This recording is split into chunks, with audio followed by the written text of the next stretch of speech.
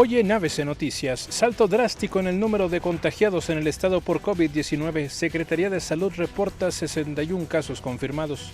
Viernes Santo, Iglesia pide a fieles vivan un momento de reflexión y espiritualidad. La Universidad Autónoma de Chihuahua anunció regreso a clases a partir del próximo 21 de abril de manera virtual. Crece 2.7% la exportación de ganado en el primer trimestre del 2020. Esto y más en ABC Noticias.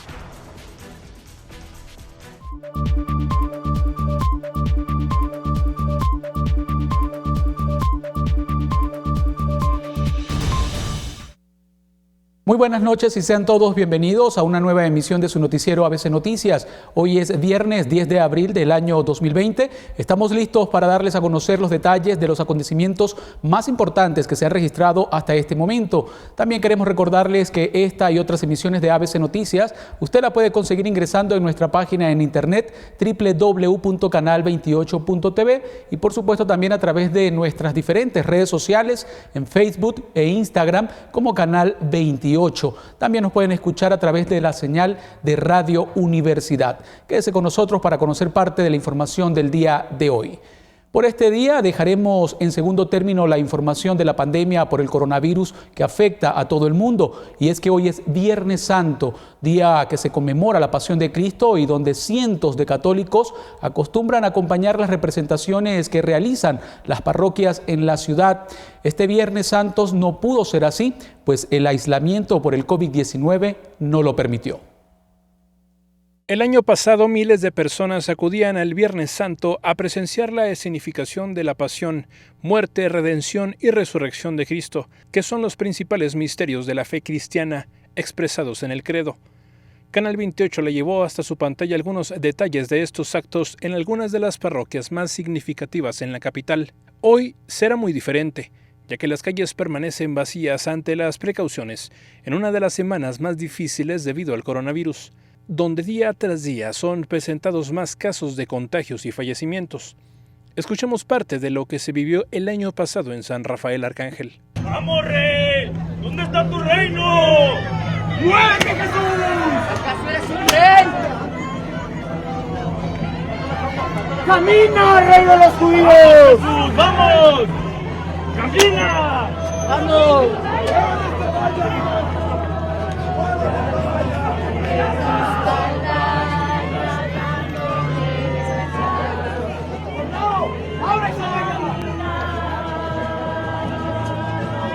¡Más rápido! ¡Más rápido! ¡Más rápido!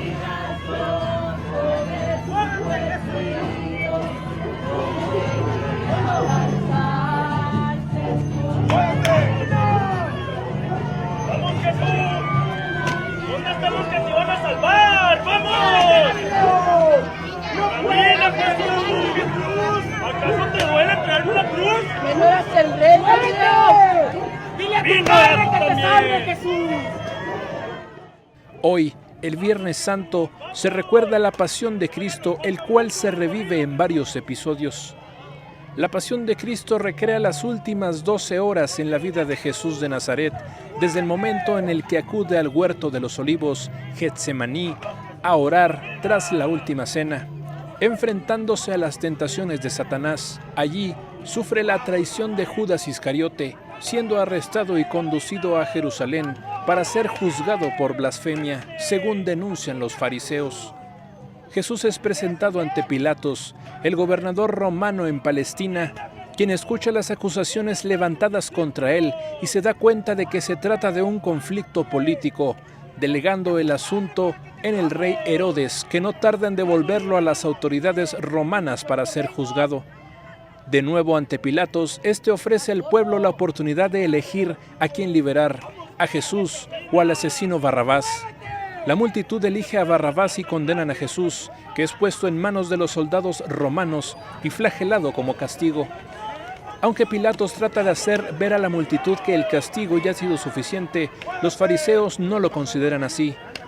En esta tercera estación contemplamos a Jesús que cae por el peso de la cruz, por el peso de los azotes que le infligió ahí los soldados en la casa de Pilato. Pero contemplemos el peso, si pudiéramos sumar todos esos sentimientos, inclinaciones de los seres humanos, serían del tamaño del mundo cargado sobre Jesús. Lavándose las manos, ordena a sus hombres cumplir los deseos del pueblo y Jesús es condenado a muerte. Jesús deberá cruzar las calles de Jerusalén cargando la cruz camino a Gólgota, lugar en el que será crucificado. Ahí, clavado en la cruz, superará la última tentación, el temor a ser abandonado por su Padre. Sobreponiéndose a su miedo, mira a María, su madre, y pronuncia palabras que solo ella puede entender. Todo está acabado. Finalmente expira diciendo, en tus manos entrego mi espíritu. Las fuerzas de la naturaleza se revelan en el momento de la muerte de Cristo. Canal 28. Sin embargo, varias parroquias conmemoraron este día de una forma discreta. La parroquia de San Antonio de Padua llevó a cabo el rezo del Vía Crucis, a través del cual rememoran las palabras santas que se expresan durante las 14 estaciones que representan los últimos momentos de vida de Jesús. Con el mensaje de fe, esperanza y caridad, el párroco de la iglesia de San Antonio de Padua, Fray Ignacio de la Cruz Morales Camarillo, rezó el camino de la cruz que tuvo que recorrer Jesús, a través de 14 estaciones que recuerdan a los feligreses cada uno de los momentos más importantes del Hijo de Dios en su último día de vida antes de ser crucificado. Hoy nos ha tocado vivir este tiempo con esta epidemia y tenemos nosotros que aprender del pasado. La Iglesia, iluminada por Dios, siempre ha tenido la mejor respuesta y es a partir de Dios el que nuestra vida se ve iluminada. Creo yo que en todo esto que vivimos debemos de vivirlo con fe, con esperanza y caridad. Estas tres virtudes. La fe, confiados en lo que Dios ha dispuesto para nosotros. Esperanza, sabiendo que Él ya asumió la parte más difícil de la vida del hombre. Y la caridad del que estamos llamados también, a partir de esta experiencia, a reforzar nuestra vida y experiencia de caridad o de amor, como dice San Pablo en su carta. Yo creo que de toda esta situación que nos ha tocado vivir, pues debemos de resurgir fortalecidos, así como celebraremos la resurrección, así también después de este tiempo de prueba y de muerte al pecado, a los malos hábitos, a las cosas que no nos ayudan, debemos de resucitar a una vida nueva. Una a una, el párroco de San Antonio de Padua fue recorriendo las estaciones, como lo fue la 12ª, donde Jesús muere en la cruz. Y Jesús con fuerte voz dijo, Padre, en tus manos encomiendo mi espíritu. Al decir esto, expiró.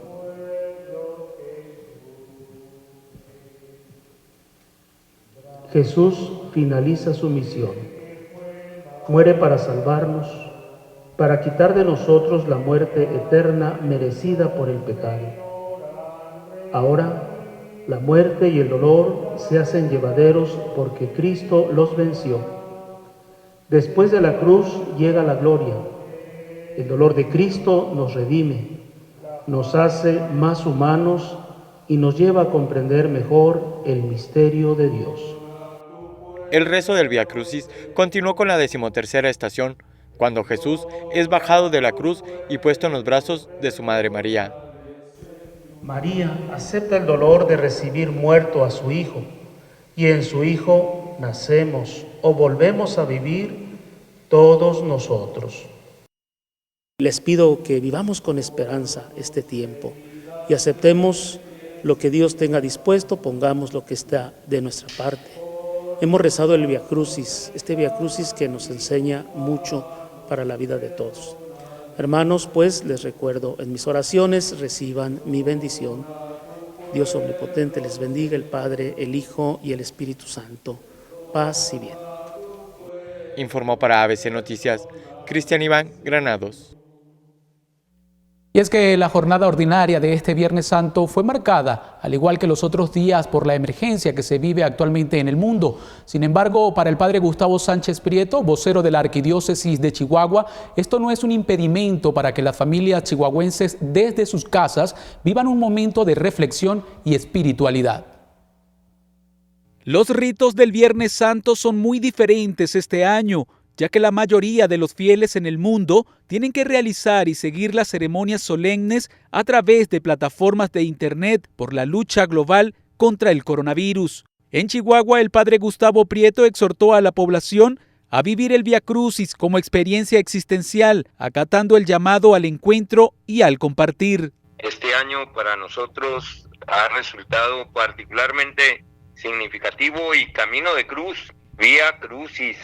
Mucha gente dice, uy, qué lástima, padre, ahora no va a haber Vía Crucis. No va a haber el Vía Crucis de la oración piadosa, pero hay el Vía Crucis de la existencia comprometida seriamente con la cruz de Cristo que nos salva. Y tenemos que tomarlo en serio. Es verdad que la cruz de Cristo es sufrimiento, es injusticia, es dolor, como también la situación que estamos viviendo nosotros ahora nos resulta dolorosa, triste, angustiante, para muchos hasta injusta. El padre Prieto lamentó que existen aún personas que no han tomado con responsabilidad la realidad que se vive por la pandemia e invitó a permanecer en casa y a cumplir las medidas sanitarias que han sido señaladas por las autoridades. Es una lástima escuchar que hay personas que toman con relativa ligereza las recomendaciones, las llamadas que nos han hecho a permanecer en casa. Es una oportunidad de vivir el misterio de la cruz, pensando no solamente en el propio bien, sino también en el bien de los demás, en el recogimiento, en la oración personal, en la oración familiar, ahí en su propia casa. No hay necesidad de salir de la casa. Se han multiplicado las iniciativas en internet, en radio, en televisión, desde las transmisiones del Papa, las celebraciones presididas por el señor arzobispo don Constancio aquí en Chihuahua y con muchas otras parroquias. También recordó parte del protocolo de difusión de las celebraciones y actividades que realiza la Iglesia actualmente para llevar el mensaje hasta cada familia que permanece en casa. El señor arzobispo mañana sábado a las 7 de la tarde se transmitirá por internet la vigilia pascual y el domingo a las 12 del día. Agradeció a todo el personal sanitario y demás personas que están sirviendo en esta batalla e hizo un llamado a la responsabilidad de todos, pues afirmó que el mañana depende de la efectiva respuesta que se demuestre hoy. Informó para Canal 28 Nelson Mora. Cambiamos de tema. La información que le vamos a presentar es del día de ayer. Fue presentada durante la conferencia de prensa de actualización del COVID-19 por el subsecretario de Prevención y Promoción de la Salud, quien señaló que la fase 3 por esta pandemia puede llegar en 15 días. Retomo sobre lo que siempre nos gusta decirlo con anticipación, así como hemos dicho cada cosa, el modelo Centinela, la garantía de que iba a llegar el virus, el primer caso, la primera desafortunada muerte. Lo que quiero que ya se vayan preparando es lo que también llevamos varios días diciendo, estamos próximos a entrar en la fase 3. ¿Cuándo? No hay una fecha exacta, pero hemos estimado desde el inicio que probablemente en los siguientes 15 días llegaremos a un punto donde resolveremos que la transmisión es suficientemente dispersa como para ser considerada la fase 3. Y esto implicará algunos ajustes en las distintas medidas de control epidemiológico y también hemos dicho no adelantemos vísperas, cuando vengan esas medidas las anunciaremos en tiempo y forma. Y vaya que entrar a una fase 3 sería catastrófico para el país, pues hay personas que aún salen a las calles a buscar el sustento diario, pero si tienen que hacerlo es necesario y urgente que tomemos todas las medidas necesarias para poder evitar un posible contagio. Y se lo digo porque la situación verdaderamente se está complicando. En conferencia de prensa virtual, el director médico de la zona norte, Arturo Valenzuela, informó que hasta el día 9 de abril en el estado de Chihuahua suman 61 casos confirmados de COVID-19. Se trata del corte del 9 de abril de este año a las 17 horas. Nosotros tenemos ya la contabilidad de 61 casos confirmados por PCR. Estos casos son los que el Estado tiene y avala mediante la prueba que es el gold standard para saber si efectivamente a ciencia cierta estas personas contrajeron el virus. Ya explicó el doctor Gumaro Barrios el día de ayer que hay una proyección que más o menos define el número de casos totales que hay en el Estado. Recordemos que estos son números estadísticos, son números de epidemiología que sirven para informar a ustedes y darle soporte a las decisiones que emite el Estado en cuanto al cambio de estrategia o de comportamiento de la comunidad. Por eso es importante conocer que si decimos que son 61, son los datos sólidos que nos orientan para saber qué decisiones vamos a tomar y además saber que se puede hacer una proyección para estimar el caso total de contagiados en el Estado. Tenemos que un total ya de 12 recuperados. Las defunciones totales son 13 defunciones. Ahora, si se fijan aquí, tenemos 11 casos que ya están confirmadas por PCR y tenemos 2 casos en investigación. ¿Qué quiere decir esto? Que clínicamente tienen todas de ser COVID-19. Sin embargo, hasta que no definamos bien y que se haga la prueba positiva, los vamos a manifestar como confirmados. Sin embargo, por la clínica podemos conocer que estos se van a incluir el día de mañana o pasado ya a la tabla de defunciones confirmadas por COVID-19. Y esta es, la contabilidad de los casos confirmados de acuerdo a la fecha de inicio de los síntomas. Si ustedes trazan una gráfica, pues cada vez vamos a tener día tras día mayor número de casos reportados como casos nuevos positivos. Y bueno, aquí tenemos en el estado de Chihuahua por municipio, voy a agrandar un poquito la gráfica para que ustedes vean el número de casos que tenemos por cada uno de ellos y el número de defunciones. Tenemos que para Juárez tenemos 32 casos positivos con 9 defunciones. Para Chihuahua tenemos 11 casos positivos con 1 defunción. Para el municipio de Bachíniva tenemos 2 casos confirmados sin defunciones. Nariquipa, 2 confirmados sin defunciones. Ojinaga tenemos un caso confirmado para COVID-19 sin defunciones. Cuauhtémoc tenemos ahí 1 defunción. Meoqui tenemos un caso confirmado sin defunciones y Limes tiene también su primer caso. Entonces tenemos 2 municipios que se suman a la contabilidad de los casos confirmados. Tenemos a Meoqui y Julimes, que son municipios vecinos y que eso pues nos puede también orientar sobre lo que está pasando en el estado. Estos casos confirmados por institución y las defunciones. En el IMSS se han confirmado la mayoría de los casos confirmados, como también la mayoría de las defunciones. Es la institución que más casos atiende y precisamente la industria maquiladora, donde tenemos 400,000 gentes como trabajadores, pues por probabilidades es donde se iban a reportar y ellos son derechohabientes del IMSS. Por eso tienen mayor número de casos confirmados. Decía, tienen 23 y 9 defunciones. En los hospitales particulares tienen 17 casos confirmados sin defunciones.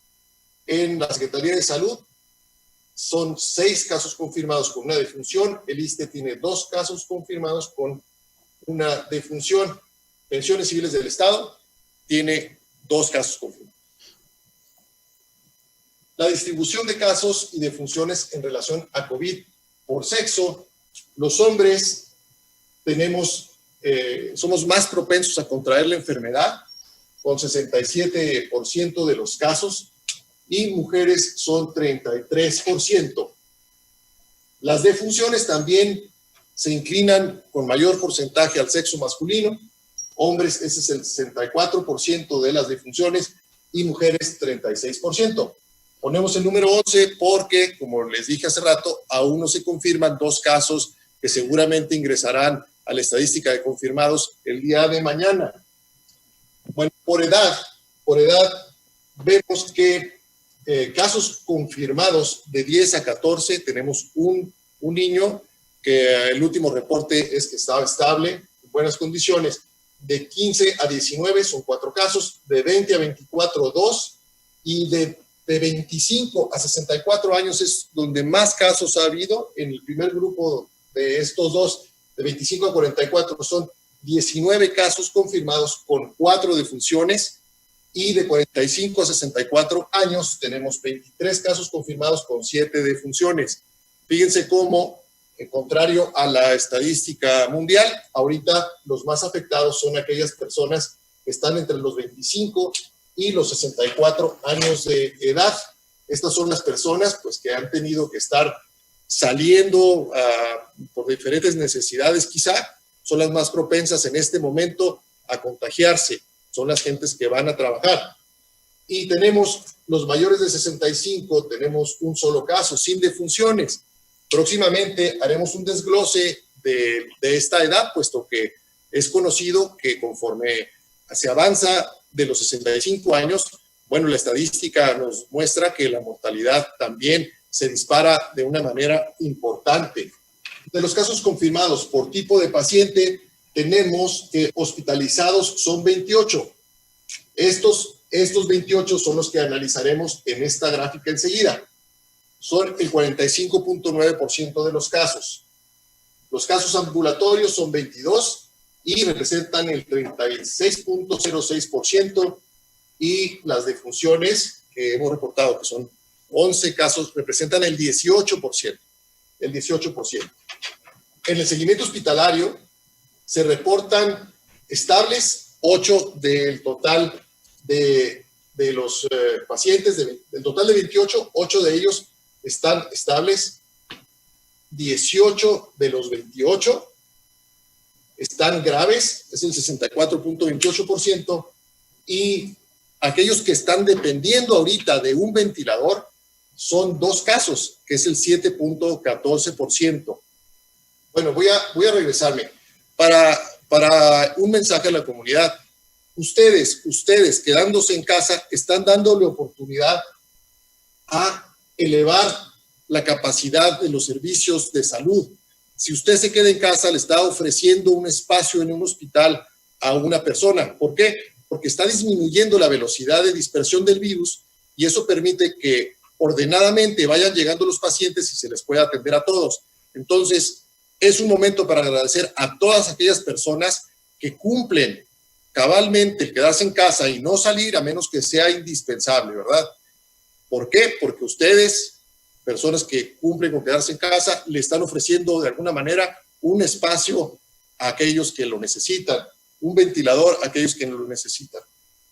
En Nuevo México ya tenemos cerca de 1,000 casos, son 989 casos, se han recuperado 217 y han tenido que lamentar 17 defunciones. Texas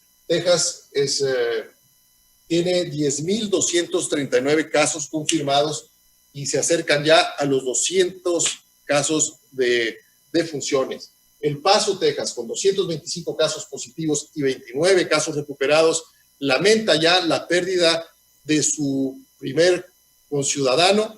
Tienen ya reportado el primer deceso de esta casuística de COVID-19. Por su parte, la doctora Leticia Ruiz dio a conocer una serie de trabajos que se están llevando a cabo en el transporte público para prevenir contagios de COVID-19. El día de hoy acaban de terminar nuestro equipo con una capacitación con los concesionarios de transportes. Las medidas preventivas se emitieron hace más de 1 mes y medio, pero siempre hace falta seguir reforzándolo con todos los que conducen y los que son líderes de los concesionarios de los transportes. Acabamos de concluirlo nuevamente, pero ya vemos que en muchos lugares ya se están tomando las acciones que se recomendaron hace más de 1 mes y medio. Es muy importante que se tomen estas medidas porque recuerden que en esas pequeñas gotitas que salen de nuestra boca son en las que nos contagiamos y nos contagiamos gran número de personas. De una sola pueden ser hasta 20, 30 las que se pueden contagiar dependiendo del contacto que se tenga de la persona. Pero ¿saben qué? El compromiso de transportes no es nada más del conductor ni del transportista. Es de cada uno de los pasajeros que al momento de subirse tome las medidas de precaución que se deben. Sabemos que hay algunas personas que se impacientan desgraciadamente porque tienen que mantener la sana distancia y las unidades no pueden ir llenas.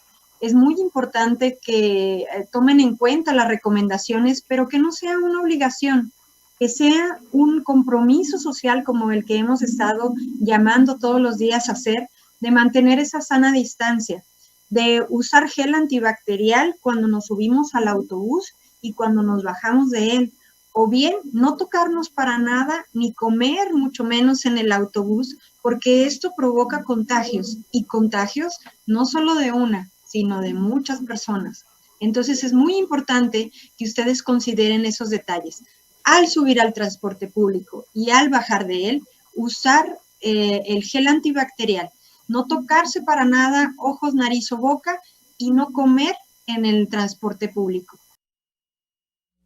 Y por si fuera poco, el personal médico en México, además de enfrentarse al COVID-19, debe cuidarse de la sociedad que los ataca física y verbalmente. Familiares de un fallecido por COVID-19 golpearon a enfermos por no poder ver a su familiar.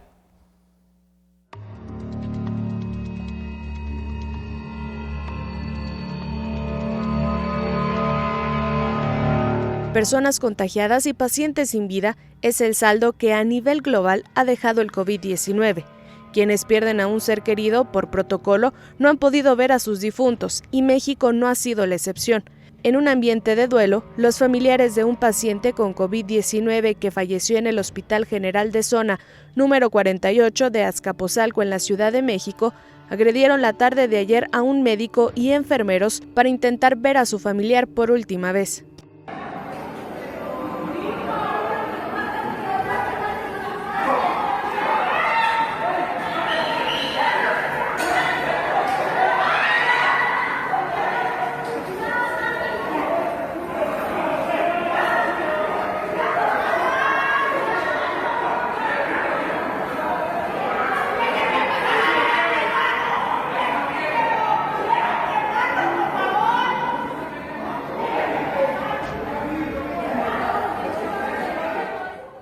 Este no ha sido el único ataque en contra de quienes dejan su salud, familia y vida en la lucha contra el virus. A nivel nacional, personal médico ha sido víctima de la ignorancia y paranoia. Ciudadanos que temen al COVID-19 han atacado a enfermeros por considerar que estos podrían contagiarles el virus. El primer ataque se dio en Jalisco, donde un grupo de enfermeras fueron bañadas con cloro por choferes del transporte público que repudiaron que usaran dicho medio de transporte. En otro caso, una mujer denunció en Facebook en días pasados y dijo que su madre fue agredida con café caliente por el simple hecho de ser enfermera. El responsable fue un hombre que le tiró la bebida por la espalda y le gritó que contagiaría a todos cuando la mujer salía de su trabajo en Mérida, Yucatán. Imelda fue atacada con cloro en las calles aledañas a su trabajo en Culiacán, luego de terminar su jornada laboral.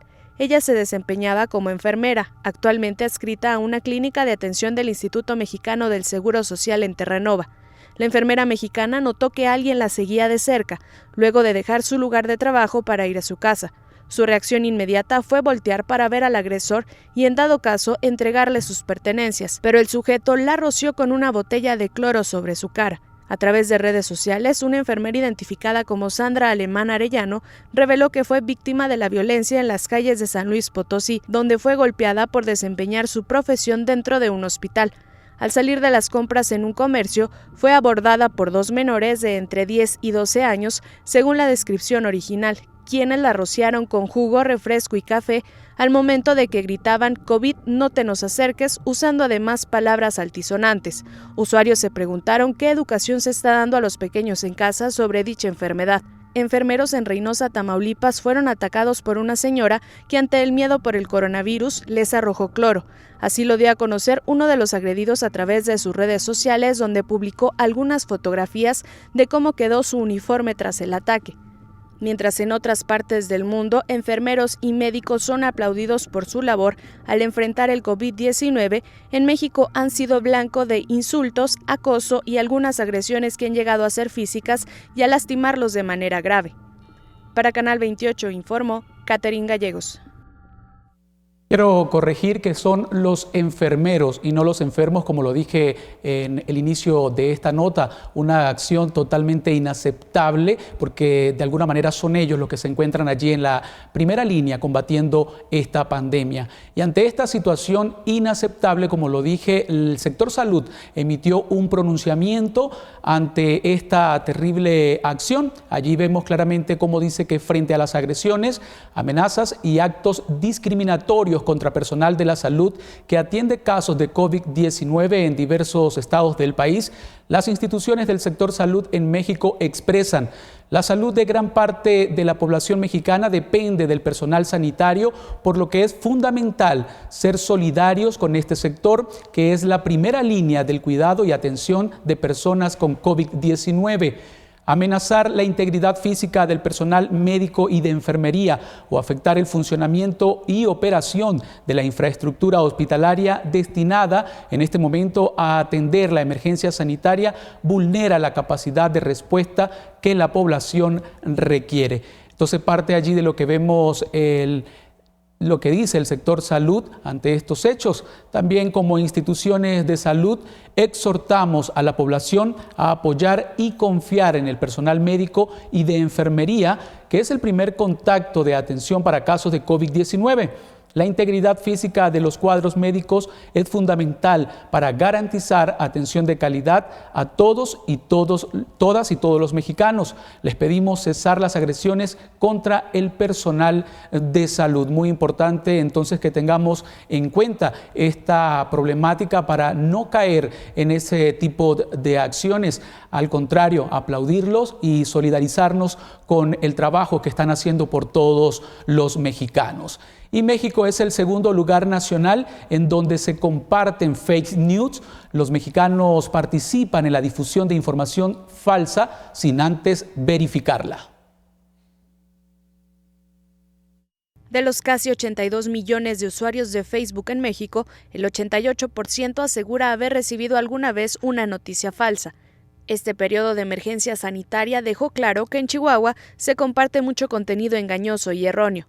En nuestro país, el 90% de los usuarios de WhatsApp e Instagram reconocieron haber recibido noticias falsas sobre el COVID-19, 89% en Twitter, la red menos utilizada por los mexicanos, mientras que el 83% de los consumidores de YouTube reconoció que ha difundido contenido engañoso, una irresponsabilidad, pues quienes no verifican lo que leen terminan por creerlo y compartirlo. México es el segundo país a nivel mundial en compartir notas falsas, solo por debajo de Turquía, quien también vive el mismo problema. En nuestra nación se vive la propagación de noticias falsas que circulan en redes sociales y algunos medios de comunicación, que negativamente se han sumado a compartir datos falsos para tener más seguidores, lo que provoca un cuadro de histeria colectiva, alertó Luis Ángel Hurtado, investigador de la Facultad de Ciencias Políticas y Sociales de la Universidad Nacional Autónoma de México. El experto propuso 5 pasos para evitar la propagación de fake news: no creer todo lo que circula en las redes sociales, darse unos minutos para corroborar antes de compartir, guardar la calma, no dejarse llevar por los impulsos, no hacer comentarios deliberados si no tenemos la certeza de la veracidad. De manera especial, pidió atender la información de medios que refieran a las autoridades de salud a nivel nacional e internacional y acatar las recomendaciones que éstas emitan para evitar más contagios de coronavirus. Expertos aseguran que las fake news tienen un trasfondo que va en el sentido del poder que siente una persona cuando comparte información, sea o no sea real. Recuerde, la información real no se comparte en WhatsApp, según dieron a conocer las autoridades de nuestro estado. Las notas que no refieren una fuente de información difícilmente son correctas. Facebook, Instagram, YouTube y otras plataformas sí pueden contener datos reales, siempre y cuando las cuentas de donde emana la información sean las oficiales de los organismos gubernamentales y estén verificadas con una insignia azul. Recuerde también no enviar cadenas y no creer en los mensajes que le llegan. Cheque las páginas de las autoridades sanitarias. Para Canal 28 informó Catherine Gallegos. Y con esta nota hacemos nuestra primera pausa en ABC Noticias. No se retiren, ya volvemos con más información.